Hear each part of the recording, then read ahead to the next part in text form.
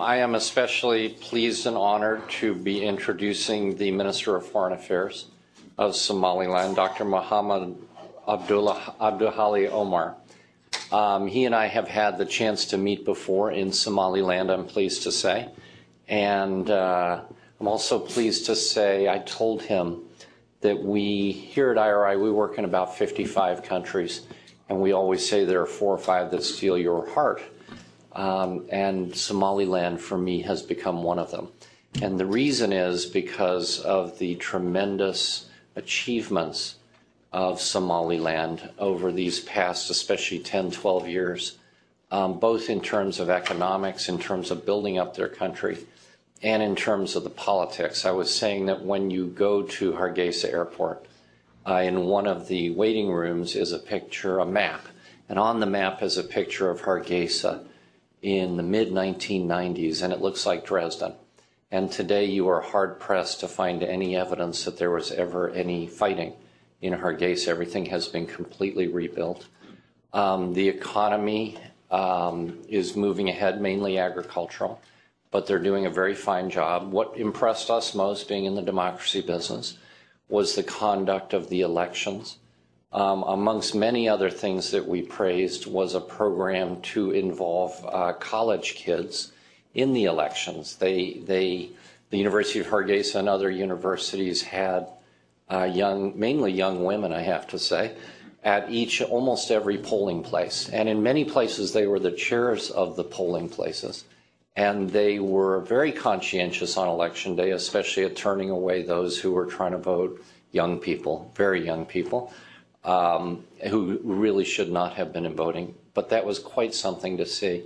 Most impressive, and Peter remarked upon this, Peter found, was after the election how orderly the transfer of power from an incumbent to a challenger was. And that is something that we at IRI wish we saw in many, many more countries. So we at IRI have become big fans of Somaliland. We, as I said, are very honored to welcome the foreign minister here. Peter Pham, who's an old friend of IRI, is going to do the formal introduction. Peter comes to us from the Atlantic Council, where he is head of their new Center on Africa. Previously, he was with the National Committee on American Foreign Policy in New York.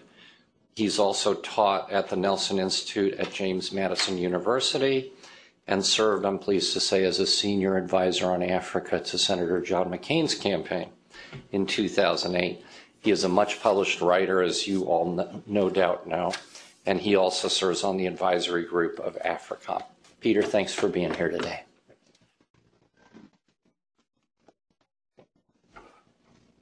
Thank you, Lauren, for the introduction, and thank you to IRI for not only hosting this forum for the foreign minister of the Republic of Somaliland, but really for the long-term engagement that IRI has done in Somaliland with help to the political parties, monitoring the presidential and legislative elections, and then, of course, the presidential election last year that I was privileged to be part of the IRI team observing.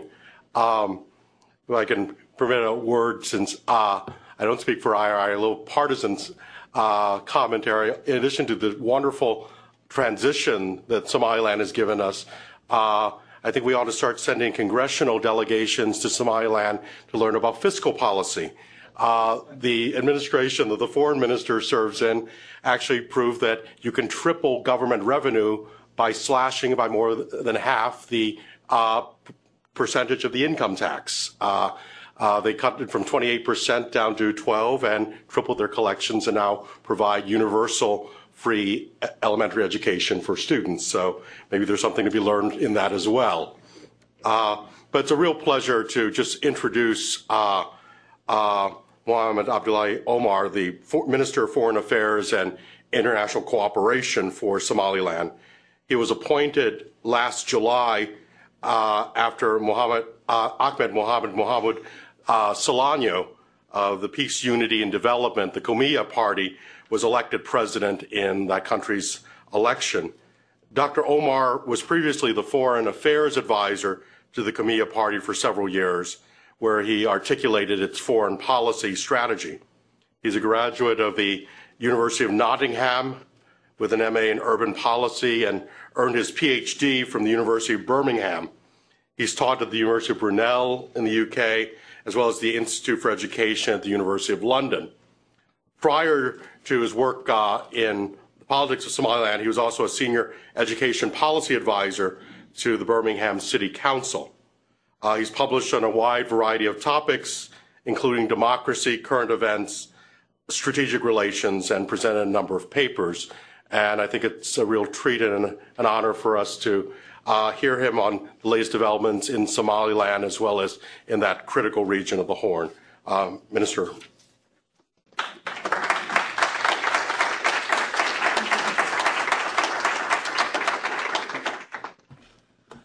Thank you very much, Peter, for that introduction. It is a great pleasure for me as a foreign minister of the government of Somaliland to be here today and to speak to such a distinguished guests. I'm not going to bore you about a lot of historical and political process for Somaliland. I'm aware a lot of you are well informed about the history of Somaliland. But what I want to highlight in a few minutes is about Somaliland's progress, Somaliland's challenges, and Somaliland's views about the way forward for us and also for the region, because we are a part of a broader region that is in turmoil at the moment. Somaliland has a functioning democracy. We have, as you are all aware, a government that has been directly elected by the people of Somaliland. We have a parliament that is elected and kept accountable by the people of Somaliland. In fact, we have had a couple of successful elections, parliamentary elections, presidential elections, and local council elections. But we also have had a peaceful transfer of power from a losing party to a winning party. And I wanted to give here a tribute to the previous government of Somaliland for the way in which they have handed over power to my party, who won elections last year. That's a credit to the people of Somaliland, and that's a consistent pattern in the political behavior of the people of Somaliland. The question is, what made Somaliland so distinctive from Somalia in the way that the Somali political affairs have been played out over the last two decades? I think one of the key issues here are the SNM, the former Somali national movement that has liberated Somaliland from the former regime of Siad Barre, has been very effective and very clear about their ideas. And when the former Somali state collapsed in 1991, SNM was clearly the leaders in Somaliland, and they have been able to manage the aspirations of the people of Somaliland and deliver on a number of important objectives they had. But that was not possible in Somalia.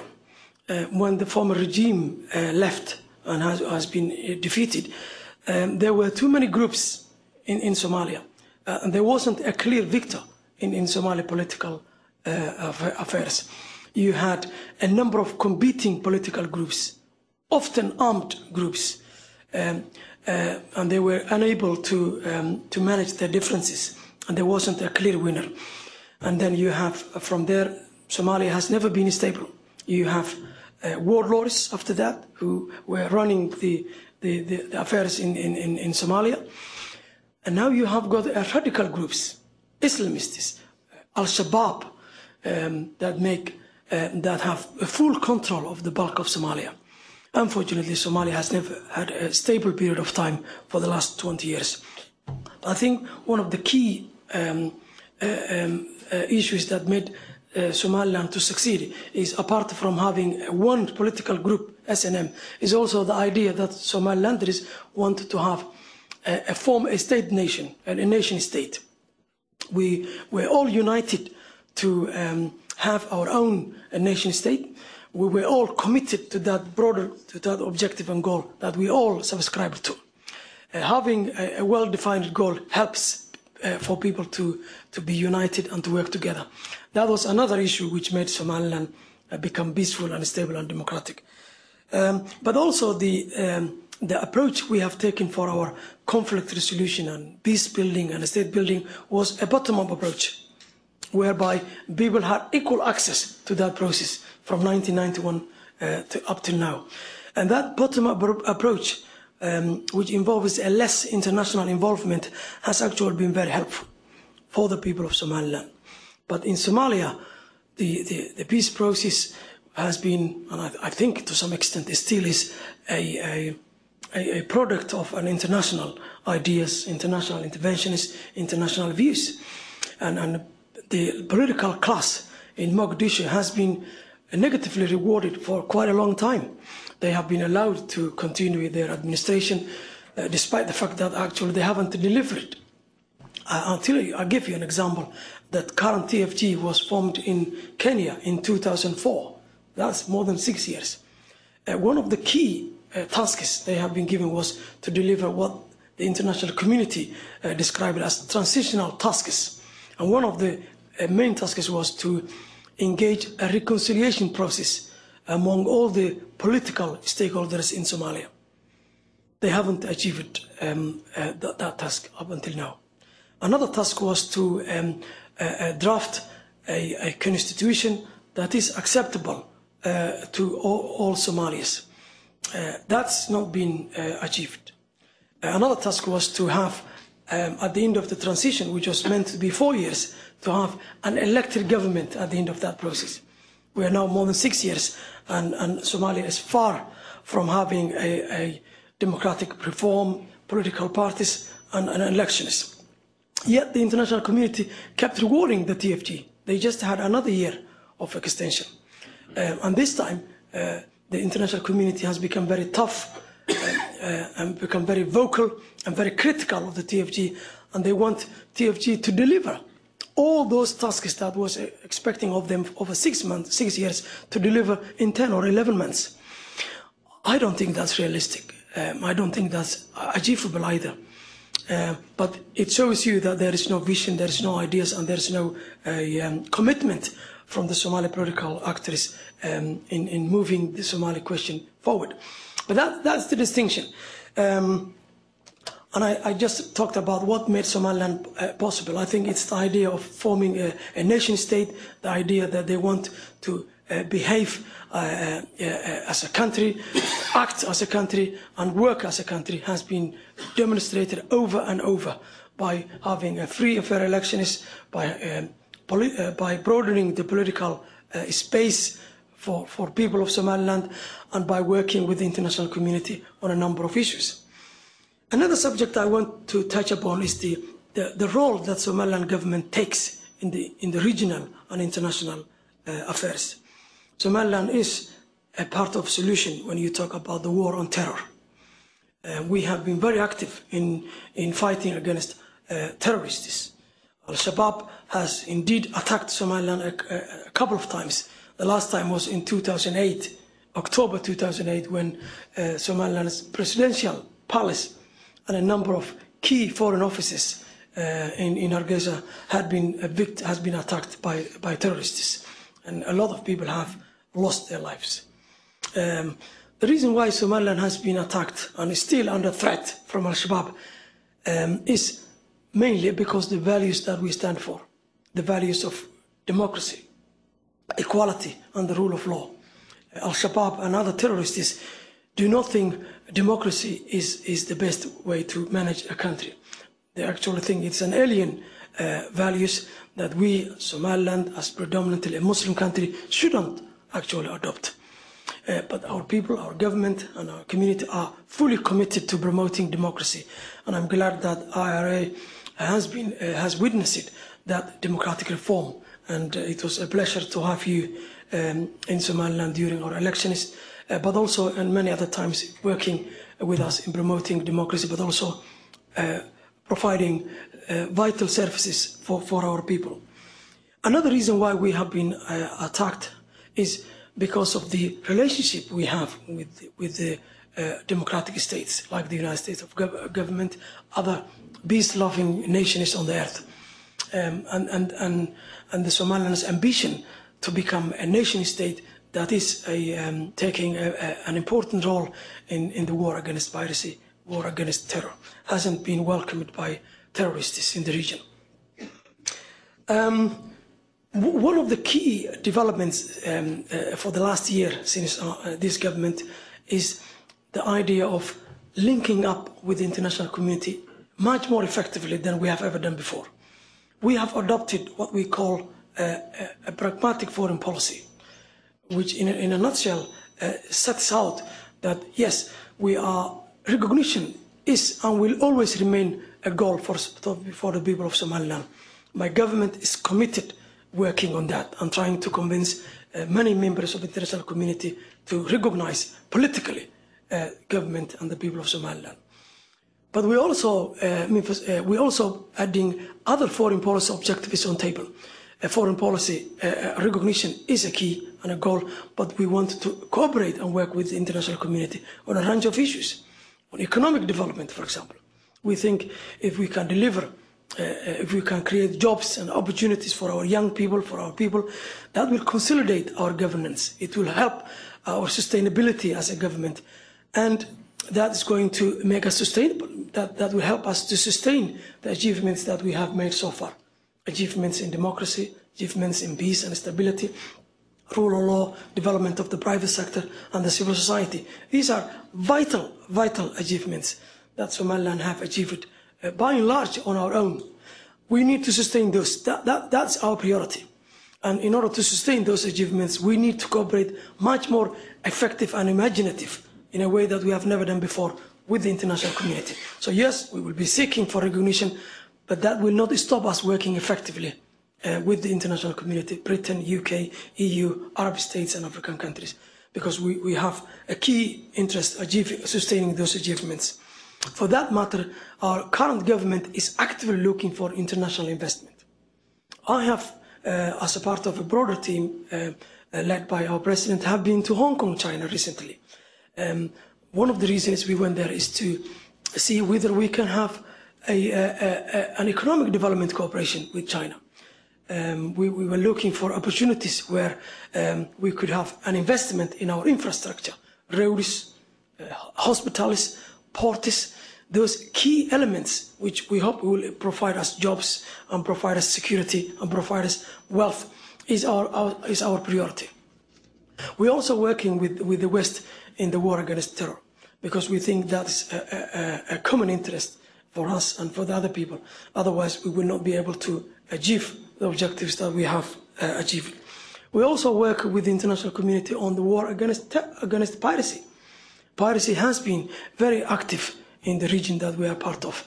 I have to say that Somaliland has taken a key role in the fight against piracy. We have arrested as many as 90 pirates who have been committing an act of pirate crimes in our international territorial waters. And they are currently serving prison sentences, most of them in Somaliland. This is unique in a context where piracy is actually involved in the economic means of Somalia, particularly regions of Somalia like Puntland. But we have able to deny pirates to have bases on the ground in Somaliland. And we think that's the most effective way of dealing with piracy, is to deny them to have bases, let alone their economy to be integrated with the normal economy. And that's something which we have achieved, and something we are calling on for Somalia, and in particular Puntland, to because that's where the bulk of pirates come. In fact, all the 90 pirates, none is from Somaliland who are in prisons. All are mainly from Puntland region, but other regions of Somalia too. So we are calling on Somalia to be more effective and to deny pirates and the pirate activities on the ground in their territory. The dual track approach introduced by the United States government has offered us given us a new opportunity. This has meant that the international community will, of course, focus on Somalia because of the problems that Somalia presents. But that will not stop, according to dual-track policy, working with Somaliland. In other words, rewarding positive progress, democracy, peace, and stability. So that's a policy which we embrace, and we welcome that policy. But we would like that policy to become more clearer and more concrete in relation to what we could expect in Somaliland from the United States government and from other friendly governments that is increasingly applying that dual-track approach. But I have to mention here, and we are very pleased with that, that for the last year, the international engagement have increased to Somaliland. We have had a number of high-profile visitors and visitors from the West, including ministers, foreign ministers, international development ministers, people from Britain, Denmark, Norway. We have had a high-level delegation from USAID in Somaliland in a way that we never had before. So we think that dual-track policy has already started delivering. We want to have more substance of that in terms of increased development aid, increased cooperation in the fight against piracy, increased assistance in the fight and cooperation in the fight against terrorism. And we would also like to be supported to access international and regional forums where security and political issues that affect us are being discussed. I know the Security Council gets a regular report on Somalia. We would like for the UN Security Council to get regular reports about Somaliland too, because we present an alternative and we present a positive contribution to the region, and we would like to Somaliland to be reported on a regular basis at the UN Security Council briefings. A final thought about our view about Somalia. We have an interest in stable Somalia and secure Somalia. After all, that's where the majority of insecurity in our country comes from. Piracy comes from Somalia to us. Problem is caused by pirates. Terrorism and Al-Shabaab and all that stuff originates mainly from Somalia, and we are being affected by that problem. So we have a key interest in bringing security and stability back into Somalia, and therefore we are very supportive of the efforts by the international community with that regard. But we think the approach has been too long from a top down. I think the international community should make the TFG accountable for what they are doing for the people of Somalia. But we are very supportive about that approach. We think that Somaliland has a role to play in bringing peace and stability, and therefore we would like to be given an opportunity to express our views, to share our experience of state building and peace building and reconciliation in regional and international forums. You have what international community call ICG conferences, international contact groups. I know that those conferences has not been very effective in terms of delivering peace and stability, but Somaliland can provide can share experience. It is our experience in forums like that, and therefore we would like to be able to access those forums in order to be to play an active role in the regional affairs that affect us. Thank you very much for listening, and I'm quite happy to take on questions afterwards. Thank you.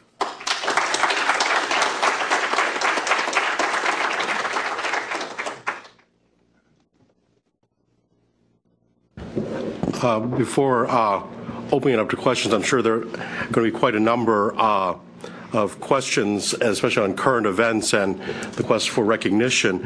If I can exercise the moderator's prerogative to ask a first question that looks a little bit backward, because I think looking at where you've come from and the decisions that Somaliland's leaders have made, one really has to acknowledge that some of them were visionary decisions that contain lessons learned, I think, for other transitions. I think understated, I think, was the decision of the Somali national movement to put itself out of business rather than continue as a governing party, which is unprecedented in the African context, where part of the problem is revolutionary liberation movements that become ruling parties that don't want to go off the scene. Can you tell us a little bit about that decision process, because you were involved, and certainly President Solano, how you made these decisions which seemed haphazard at the time, but now are paying very rich dividends in the political culture? That's absolutely good question. The SNM, the SNM, the Somali National Movement, the main purpose for the SNM was to free the people of Somaliland. The purpose was not to get offices for them, to lead the country or to compete power. The primary preoccupation was to free the people of Somaliland from the former regime of Siad Barre, because they felt that the citizens in Somaliland have been treated as a second citizens. They have not been given an equal access to natural resources, equal access to education, health, and wealth. And therefore, they think they have accomplished their job once they have freed the people of Somaliland. And they have opened the political space for everyone to participate and to think with them about how to go forward. And one of the key, Peter is absolutely right, important decisions they made was to relinquish power to another group that was seen as to be more inclusive in terms of the different constituencies in Somaliland, but also to have the courage and the leadership that the people of Somaliland required at that time. And that decision will remain historic in the history. The current president, Ahmed Mohamed Silanyo, was the longest leader of the leader with the longest period during the SNM, and he was leading that process, and he was one of the key influential people who have made those decisions to be possible, those decisions to be made at the time in 1991. The minister now take questions. If you would, I think there are microphones. If you would identify yourself and when you introduce your question. Welcome, Minister. Tony Carroll, Manchester Trade, and I'm an adjunct faculty member at Johns Hopkins University. I'm wondering, what do the Africa Union leadership or members tell you? I think with perhaps one of the unforeseen consequences of the departure of both Thabo Mbeki and President Obasanjo in Nigeria, it seems that two of the most prominent African leaders who were inclined to have a serious discussion about independent Somaliland are no longer on the continent's political scene. So I'm wondering if you are getting much receptivity from Africa Union leadership, other African heads of state, on the issue of sovereignty. Just wondering if that conversation has changed within the last 2 years.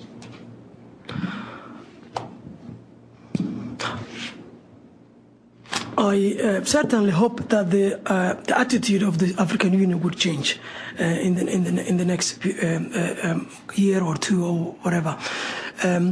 More so because of the Southern Sudan case, which has become independent this year and has been well embraced by African countries. We think that will, even though the case of South Sudan is not the same case as Somaliland. You have a stronger case than but absolutely, we have a very stronger case than South Sudan. We had our own independence. We have been an independent state before. We're not talking about secession in Somaliland. We're talking about a dissolution of a union that we went on a voluntary basis, a union which we don't think it was actually rectified legally. So it is not a legal case that is taking us back or stopping us from having a recognition. It is actually a political will. And political decisions are made by member states, not the African Union as an institution. So we hope that given our consistency in peace building and stability and democracy, given our current economic position that we are attracting international investment, given that the dual track approach and other approach are giving us an access to the international community. We hope we will be able to convince African states to realize that it is actually in the benefit of the region and Africa that Somaliland gets its international recognition. We hope that South Africa, that has been a friendly country, I would call them, to Somaliland, will continue to do so. But we also have got other friends. Somaliland is not actually isolated. We have many friends in the world, in Africa, in America, and Europe, and we count on those friends. And we think that one day the Somaliland government and people will hear a positive response in relation to recognition. Dr. Murphy.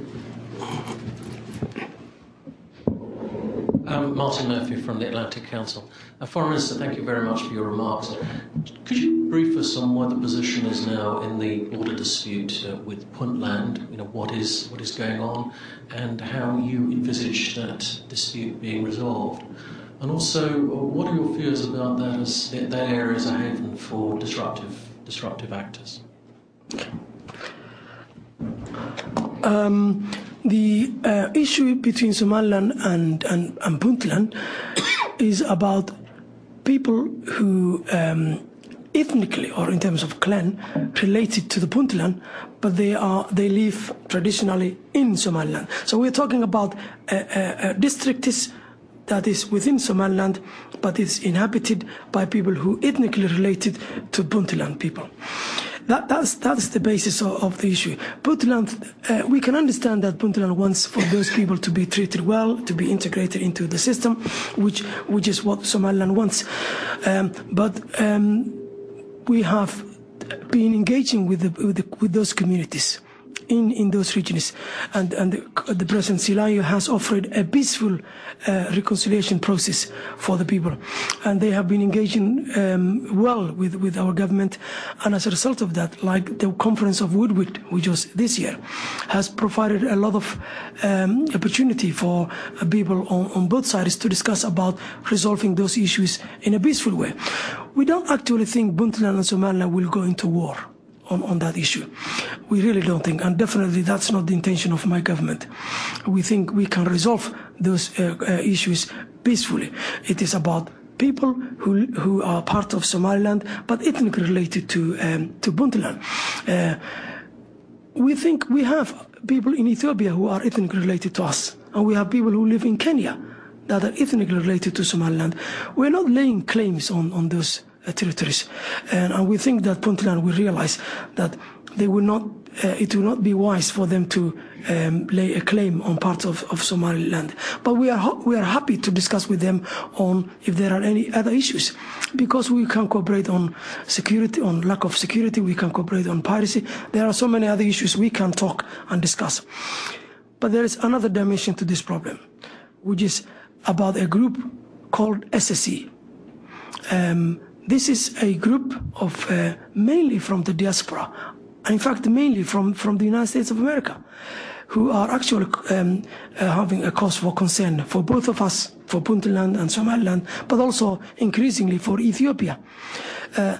We think this group have links with the radical groups in the region. They have been bringing weapons and arms into the border between Puntland and Somaliland, and they have been attacking and killing some citizens in the region. And we are currently cooperating with a number of other governments in the region in order to have a common approach of dealing with SSE. So these things are distinctive. We are engaged in a peaceful negotiation with Puntland on any issues they feel that needs to be discussed. We are talking with our people in our country that feel that ethnically related to the Puntland. But we don't want to talk to the SSE. We want to cooperate with other countries in a way that we can effectively eliminate or reduce the risk that they are posing currently to us.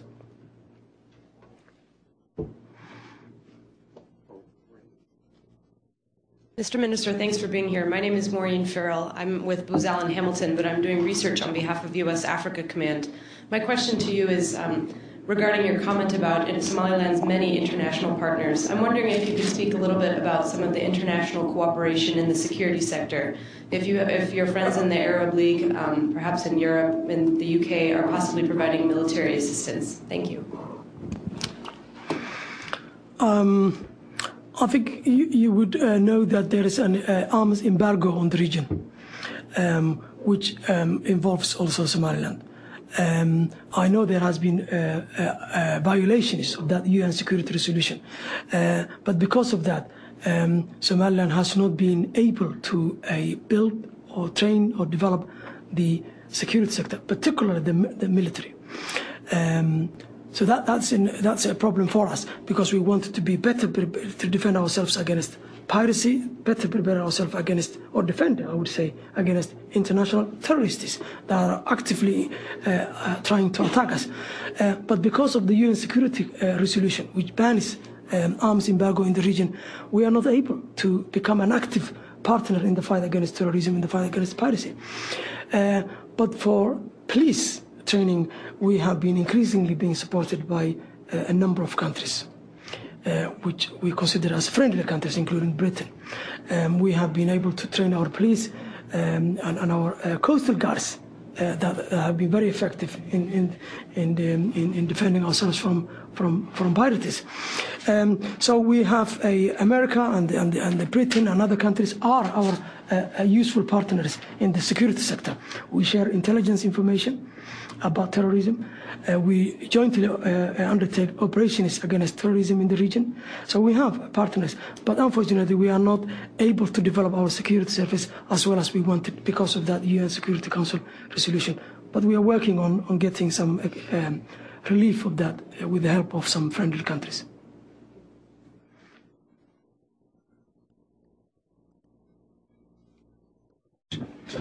Yes.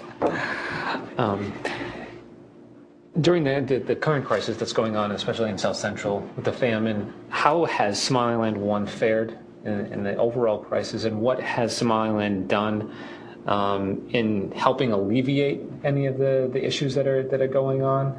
Is it possible? Is there any cooperation with the TFG or other aid agencies, or is there a massive influx of refugees into Somaliland? I'm just wondering what from your perspective, how Somaliland is being impacted by this and what you're doing about it.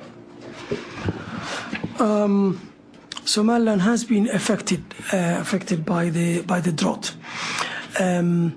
because this was a regional famine. It is not only limited to Somalia, and as a result of that, a lot of people are suffering. In fact, this week we produced a report which clearly states that around 1 million people in Somaliland, and mainly nomadic people and farmers, have lost their livestock, and as a result of that, they are at risk of becoming victims of drought and famine. But what makes a different Somaliland from Somalia in the way we manage drought, because there has been a lot of more people who have died in Somalia from droughts than in Somaliland, much more people. I think what made is the governance. We have been able to, and we are still able to work with the aid agencies to reach out those people that have been affected by the drought, even though we still have to get more assistance. But the assistance that my government has been able to deliver have actually reached the places where we need to reach.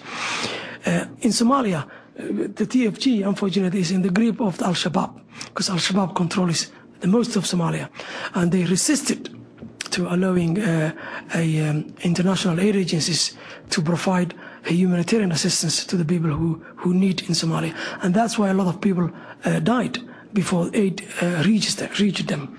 So that's the difference. But we have been affected, and we are actually sending appeals to the international community for assistance, for humanitarian assistance to Somaliland, because we think there has been too much focus, and rightly so, on Somalia, even in relation to the famine.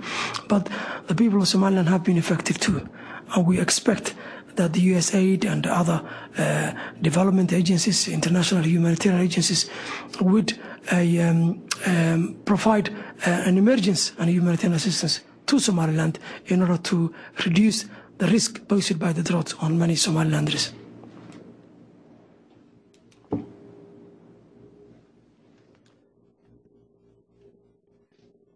Hi, thank you for being here today. My name is Julie Mancuso. I work for the Center for International Private Enterprise. You've mentioned a little bit about your kind of growth strategy for seeking foreign investment. I was wondering if you could share with us a little bit more about internally what's happening on the ground with the local private sector and opportunities there, whether it be with the Chamber of Commerce's or SMEs.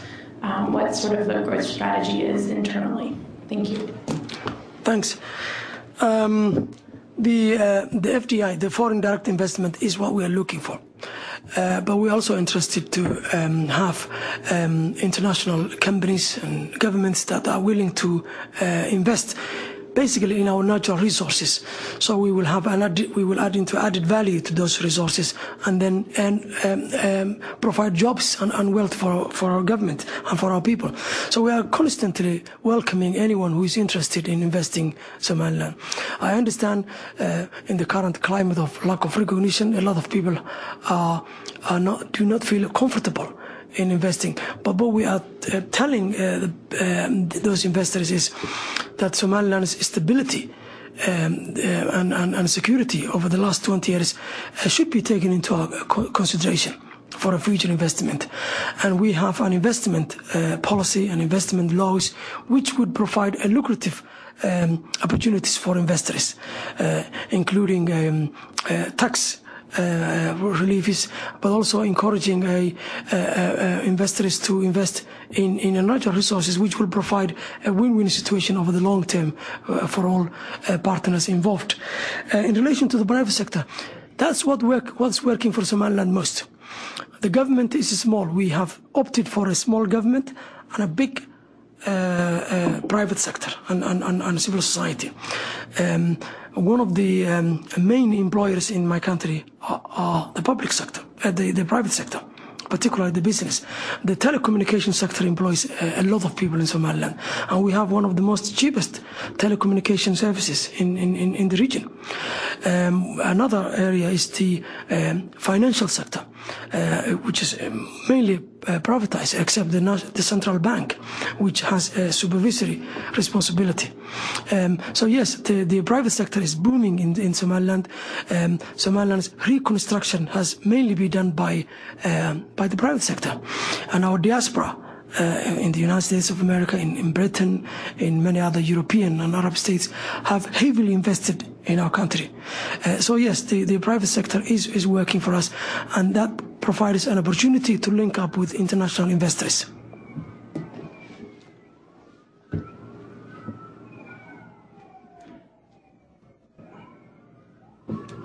Mr. Minister, Dan Fisk with IRI. Again, thank you for joining us and being here. It would seem to me that under the standards of customary international law, Somaliland meets the standards of statehood, of sovereignty. Would you again go through your understanding of what you've been told by the U.S. government, why the U.S. government is not recognizing Somaliland as an independent state? I fully agree with you. Somaliland satisfies all the conditions and criteria you would think as being a criteria for a statehood. We have a permanent population. We have around coming up 4 million people. There are more than 6-7 African countries that have got less population than Somaliland. We have a territory, a permanent territory that's much greater than half a dozen of African states, including our neighbor Djibouti and many other states. We have potentially economic sustainability for our country. In fact, we provide opportunity for a global or regional economic facilities like Berbera port, which can serve for Ethiopia, 85 million people, landlocked, with a very ambitious development and economic plan, actively looking for a port. We can provide, and therefore we can act and be a bridge for economic development for the whole region. all sorts of reasons why Somaliland should be recognized are there. Don't forget about the stability we provide in the region, the democratic values and systems we have, which is all what the United States breaches and other Western countries also would like to see happening in many developing countries. The official reason that's often provided by, or an argument, if you like, provided by the West, not necessarily only the United States of America, is that the issue of recognition is actually for the African Union or African states, if you like, to take on. We can understand that Somaliland is part of Africa, and the African Union should have an opinion on our situation. But we see the hypocrisy there. We have seen many examples where Western countries, including USA, have taken an active role in embracing new nation states. South Sudan is one of those countries. In fact, the African Union opposed it actively to the independence of South Sudan. It is other countries that have promoted the idea of South Sudan, which we supported it. It is a self-determination of the people of Southern Sudan that have been respected. And we think that our self-determination should also be respected by America, by other peace-loving and democracy-loving countries. We think that there is a lot of things that America and other countries can do, and we are talking. We're still talking to the government of America and other governments, and trying to convince our argument. Thank you.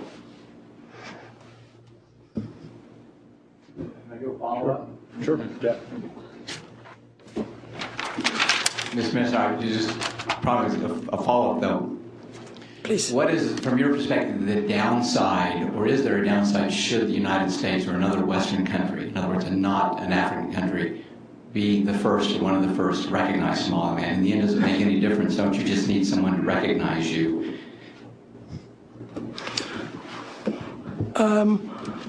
Honestly, I can't think of any downside for the United States government's decision to recognize Somaliland.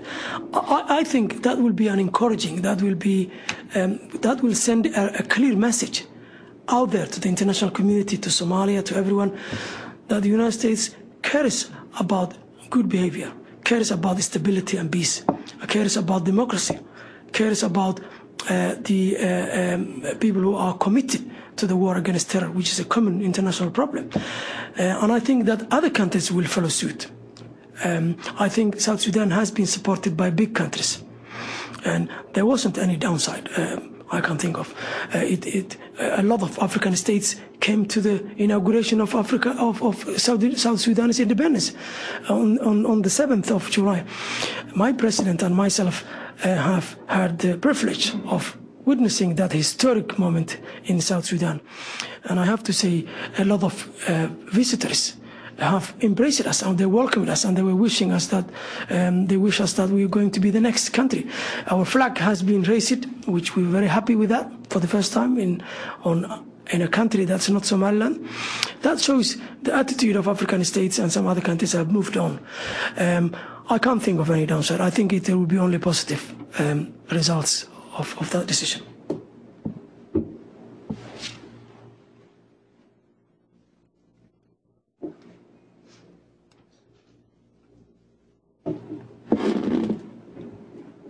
Minister Omar, Steve Evans from the Marine Corps University Press. Just a quick question on, well, first a comment. I don't think the United States or the UK should wait for the AU.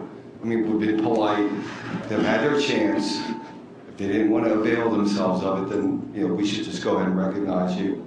Can you elaborate a little bit more on the recent deal that Somaliland effected with China in regard to the port, improving the port of Berbera? Yes, certainly. This specific initiative was as a result of an approach we have received from a Chinese investor.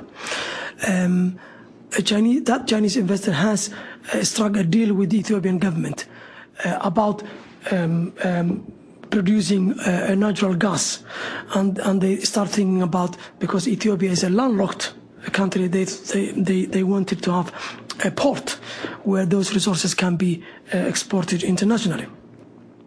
They also needed a factory which can transform a natural gas into a liquid gas, which will be an end product for export. And Berbera is the closest port to Ethiopia. At the moment, Ethiopian government and Ethiopian business community make use of Djibouti port, which I think they will continue, because it's a massive country. They have a very ambitious development plan. Ethiopia wants to become a middle income in 10 years' time. That's their ambition. I think they would need more ports, Djibouti, Somaliland, and other ports. And then the Chinese have approached us, and they want us to see whether we can accommodate for that purpose. And we started talking to them. So there is no deal done yet. We started. This is an initial talks about how we can make a deal. So we went to China, and we have started talking about them. Obviously, we will be thinking about the financial terms, the legal terms, the technical aspects. We are taking all those advice at the moment, but we are interested in embracing international investments, whether it comes from China or from the US or from Arab states. It doesn't matter. We want to have an international investors interested in our country. That will help us to provide jobs. That will help us to take our profile higher than it is now. And we think it will encourage other investors and other people to come to Somaliland. So yes, we are excited about that process, and we hope that will produce some good results.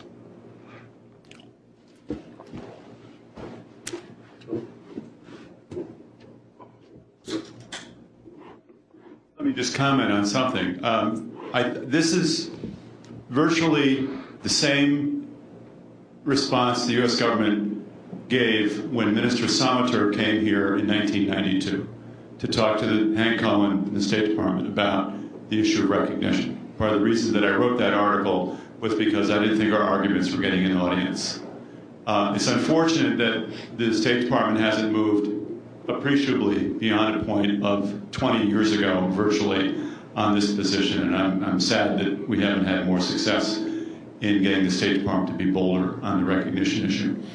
I think there is an important difference between South Sudan and Sudan, because it was the comprehensive peace agreement process.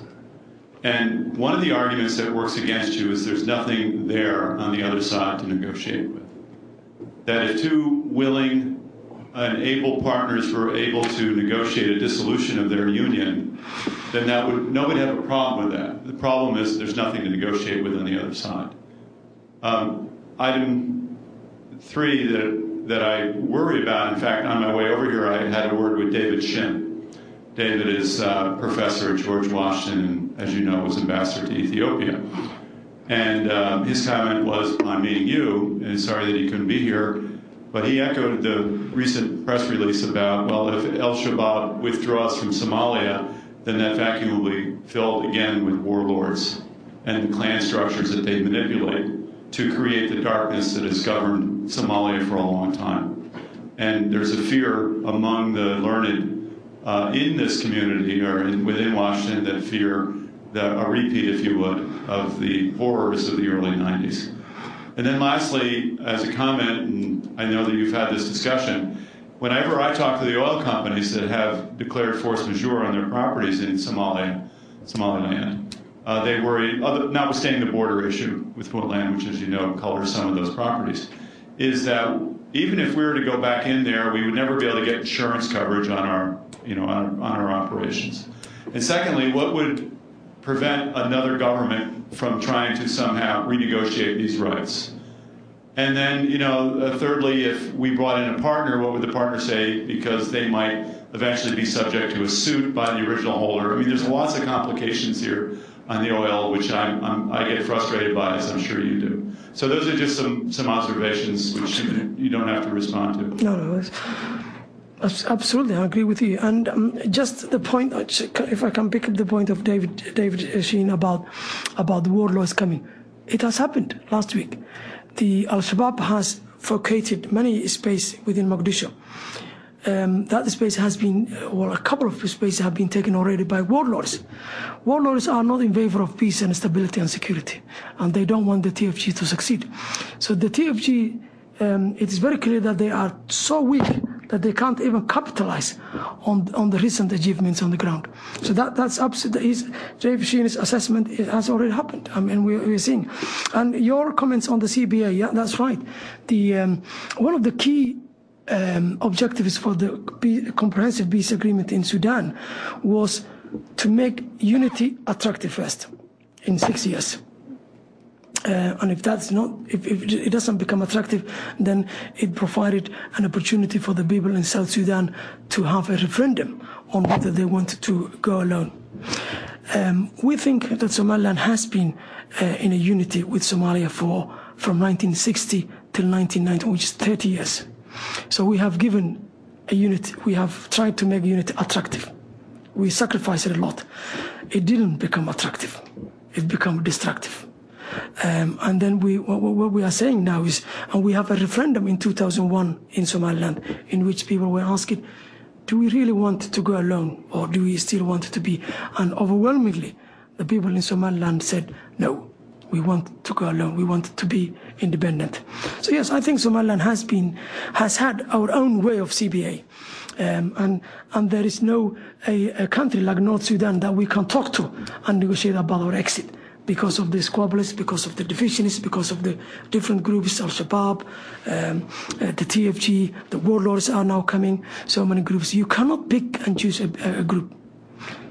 That's what I want just as a comment on that. Mr. Minister, if I can venture both a comment and then a follow with a question. I think one of the, having long been an advocate, as many in this room know, for Somaliland, I'm now convinced that part of the problem that Somaliland has is you're too good. You don't present problems. You keep your 500 miles of coast free of piracy, so we don't need to patrol there to keep pirates away. You're stable enough that we ship prisoners from Guantanamo to you because we wouldn't dare ship them to Mogadishu, and you, the former government, agreed to take these people when we couldn't find anywhere else to take them. You don't attack your neighbors. In fact, you do everything right so that you can be ignored. It's the squeaky wheel. It reminds you that I often think maybe Somaliland's salvation might be that movie, The Mouse That Roared. Maybe if you would declare war on us, and then we'll defeat you in 5 minutes, and then proceed to rebuild.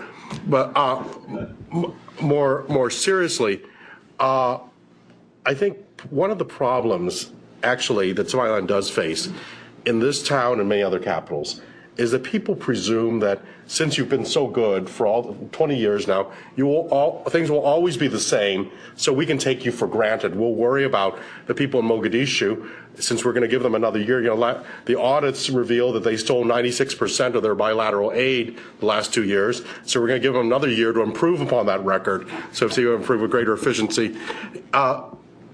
Maybe, could you comment on that?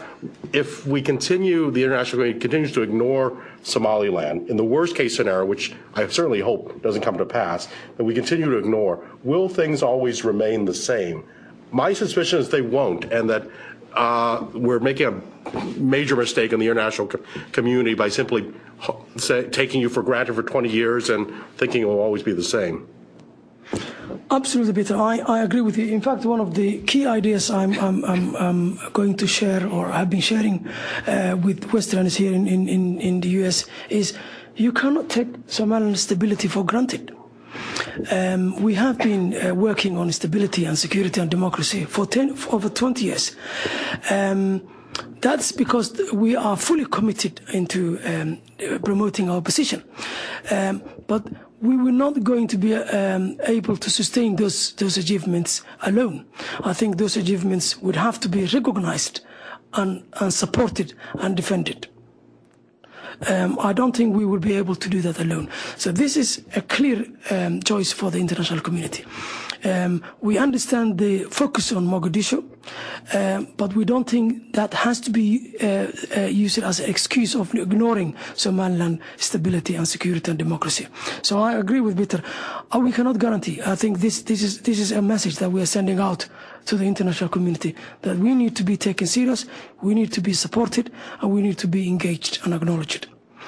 The question about the Somaliland being too nice, it's not a joke. I was told by the African Union that we cannot take your case to the Peace and Security Council in the African Union because you are not at war with anyone. Somaliland has no intention, by the way, to cause trouble with anyone. So that's not what I think. The advice we're giving. That's not what we are aiming to do. But it was given in a conference like this that we are too nice. But we think that behavior has to be acknowledged. We feel that has to be rewarded by both the African Union, but also by the Security Council.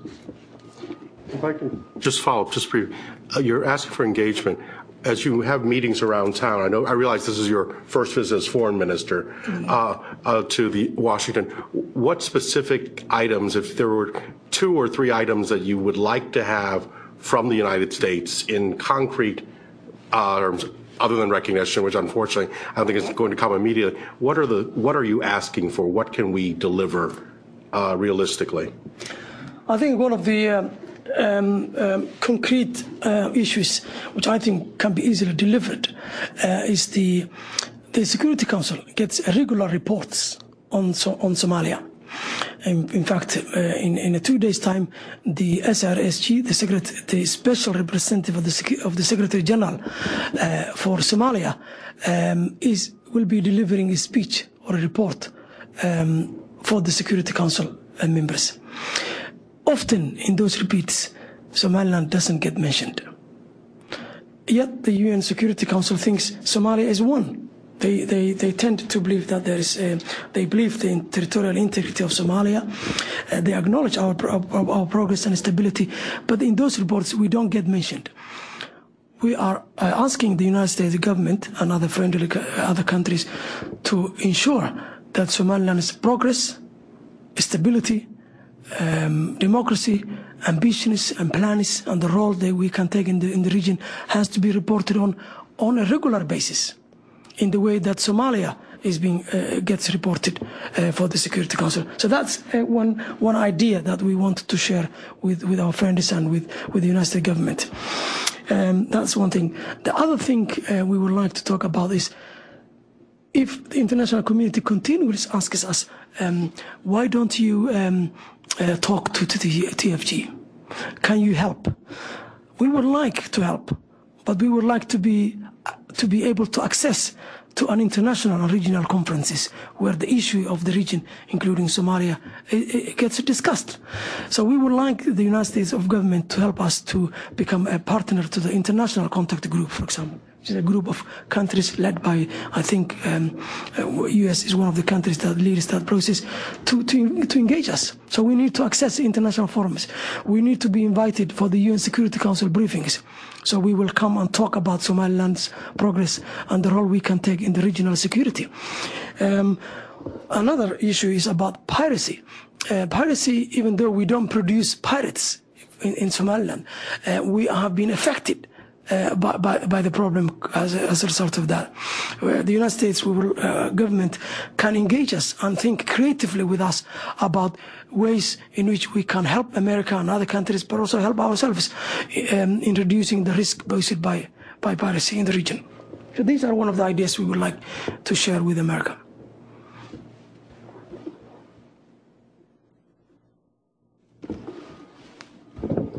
Thank you. Ed Allen, IBTCI.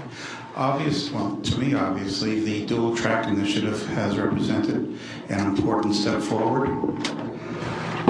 In what ways can the dual track be strengthened to benefit people who have been trying to live peacefully and to advance their own development?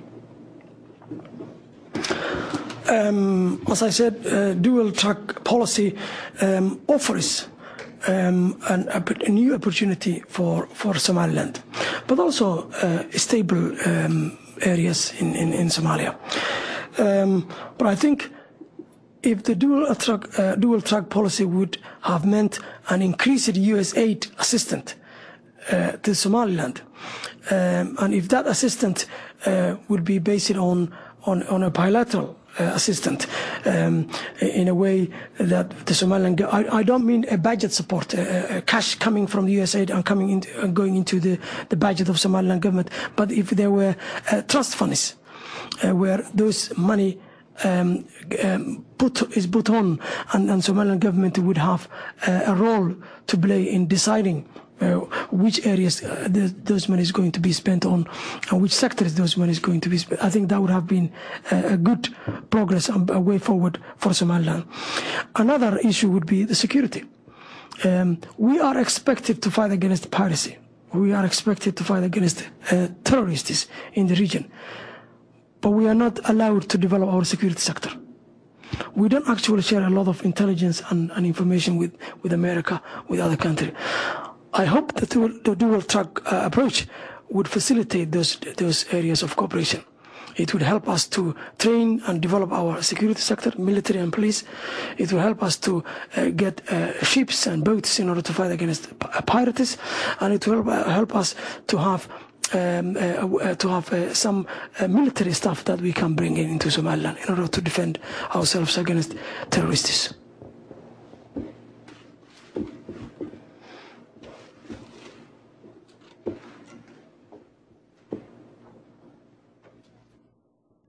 Dr. Omar, Steve Evans again from Marine Corps University Press. One comment on the terminology, though. I guess it's part of just the way the general population sees Somalia. I mean, no one refers to the Soviet Union anymore. No one refers to Yugoslavia, which broke up at the same time that Somalia did. So, I mean, I don't know what you can do about that, but I mean, you have three successor states, Somaliland, Puntland, and South Central Somalia. So I don't know if you can, as part of the dual track policy, insist that we call you Somaliland. But in any event, my question is, as part of the dual track policy, do you have any interaction whatsoever with the Combined Joint Task Force, Horn of Africa, that's in Djibouti? Do they offer at least training of forces or anything? They're right next door, and it's a short trip. I think the short answer is no. We don't have that cooperation at all. I know the Pentagon is actually in favor of working with Somaliland. Not an official document, but I have heard of that. But I think it's the State Department that's standing in the way, if I'm honest. But we need to talk about that. But we don't have that cooperation at the moment, no.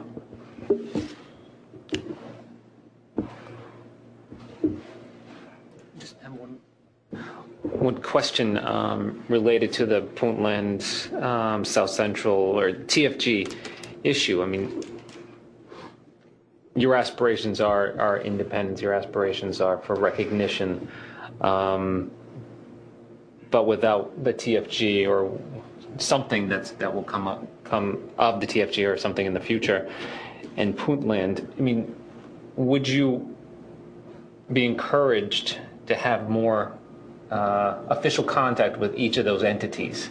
Would your government welcome more official meetings and cooperation on a regular basis? I mean, you're talking about being included in more of the conversation. Obviously, the TFG is very much included in the conversation since they're the official entity.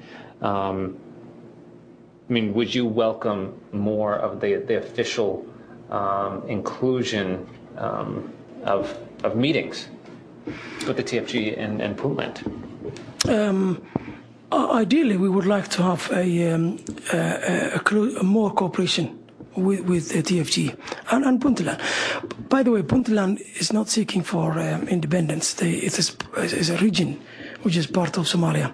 They see their future within the Somali political configuration.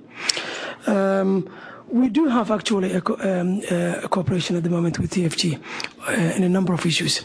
One of the issues is Kampala process. We all, both Somaliland and Somalia, are part of the Kampala process. Kampala process is a regional framework whereby experiences and policies about anti-piracy activities are shared. And those processes is led by Britain and other countries. And we come, the Somaliland ministers and our officers regularly attend the Kampala process, and TFG comes as well. So we have that level of cooperation. But I think that's it. But we have an ideas about how we can cooperate with TFG in the future about trade relationships.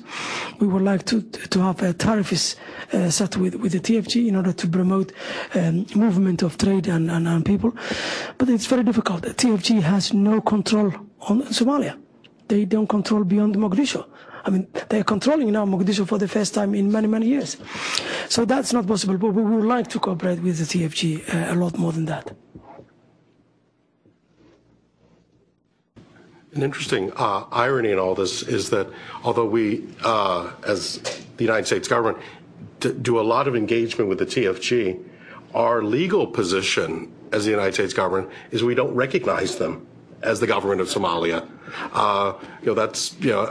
And we have that in plain black letter now finally from when she was Solicitor General, Elaine Kagan, and Professor Harold Koh. The legal position of the U.S. is no one is sovereign, but we'll still talk more to one another. So we're in a policy bind there that I think we need to sort out internally to move to a better place.